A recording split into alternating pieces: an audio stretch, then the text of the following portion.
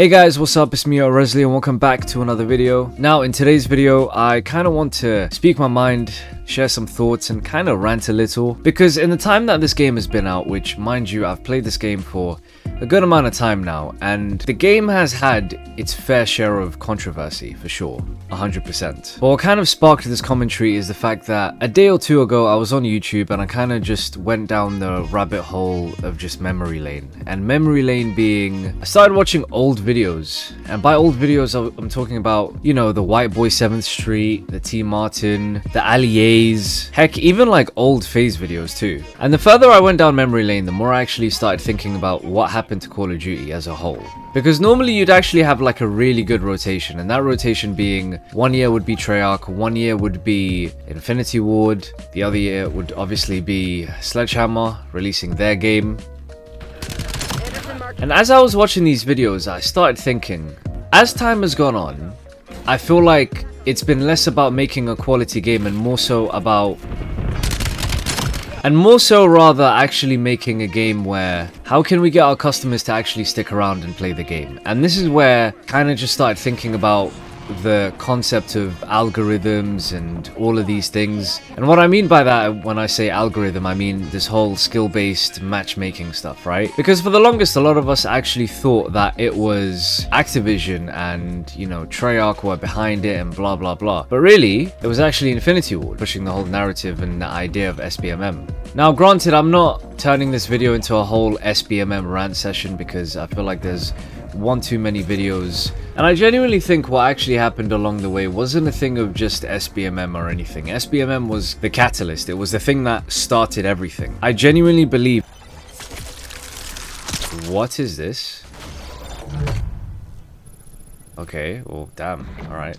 But it's also the quality of maps, and for the longest time, for a really long while, we haven't really had quality maps. And for the first time in a long while, we've actually had some quality maps, some decent maps in Black Ops 7. The thing is, what you realize is this game doesn't have great PR as of right now. And a big part of the reason as to why it doesn't have great PR is the simple fact that if you've gone ahead and you've marketed your game in a particular way, and you don't stick to what you promised, ultimately people will not take you seriously. I mean, there's been multiple videos where people have actually spoken about how terrible the game has done when it comes to sales, and of course I can only imagine how terrible the game will do in sales when Modern Warfare 4 comes out, because as of late the recent leaks have been that apparently Modern Warfare 4 is currently looking like a carbon copy of the Modern Warfare 2. And not the good OG Modern Warfare 2, we mean the one that people did not like, the one that people did not enjoy at all.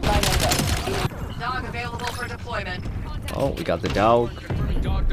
Got the dog. And granted, by no means am I actually about to defend Treyarch on this, but I do definitely think that when you get a bunch of devs to step in and to work on a game that isn't primarily theirs, it ends up turning into a situation where their scheduling in terms of the very game that they need to work on, it ends up getting affected. You know, the whole thing ends up getting interrupted. Granted, Black Ops 6 was absolutely terrible, and they came out and they said that they worked on Black Ops 6 X amount of time and whatnot and blah blah blah and X amount of devs. I feel like if I was them, I just wouldn't even talk about that. I wouldn't even mention it in the slightest. I feel like when Modern Warfare 4 comes out, there's going to be a period where people are going to look back at this and they're going to say Black Ops 7 actually wasn't too bad. But I definitely do think it'll be an Infinite Warfare situation. And correct me if I'm wrong, but I believe it was Infinite Warfare where when it initially came out, they released a bundle that also had Call of Duty Modern Warfare, like the OG, like COD 4. And I believe the bundle obviously was way more expensive than the standard Infinite Warfare game that came out at the time. But I think what they'll do is they'll probably just do what Infinite Warfare had, and they'll probably say, here's Modern Warfare 4, but if you want to play OG Modern Warfare 2 with the intervention and high rise and everything, buy this bundle. And I honestly think that's the only way that they can actually spike up their sales, because other than that, if you just release the game in its singular form, alone, solo, everything, it can't do well. It cannot do well. But yeah, I just kind of wanted to come on the microphone and just kind of share my thoughts and to just speak my mind, because after watching all of these OG videos, I kind of just went down this rabbit hole of just wondering like what happened along the way. Of course, I might have missed out something, so if that is the case, don't forget to drop a comment below. Of course, all my links are also in the description below, such as my Twitch, which I do live stream often. But until then, wherever you are in the world, take care,